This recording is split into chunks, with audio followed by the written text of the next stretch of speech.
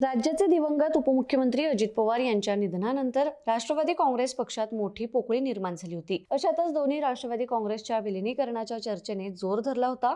अजित पवार हयात असताना दोन्ही राष्ट्रवादी काँग्रेसच्या एकत्र येण्याची चर्चा सुरू झाली होती। अजित पवार त्यासाठी आग्रही होते असा दावा वारंवार शरद पवार गटाच्या नेत्यांकडून केला जातोय। मात्र अजित पवार गटाच्या प्रफुल्ल पटेल आणि सुनील तटकरे यांनी अशी कोणतीही चर्चा झाली नव्हती असं सांगत हा दावा फेटाळून लावला होता।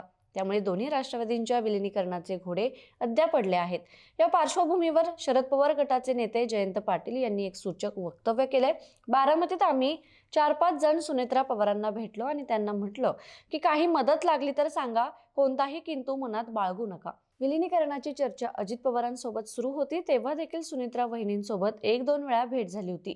सुनेत्रा वहिनी किंवा पार्थ पवार यांच्यासाठी आम्ही सपोर्टिव्ह आहोत, त्यांच्यासाठी अडथळे निर्माण करण्याची आमची इच्छा नाही असं जयंत पाटील म्हटले। यावर आता अजित पवार गटाचे नेते काही प्रतिक्रिया देणार का हे बघणं महत्त्वाचं ठरणार आहे।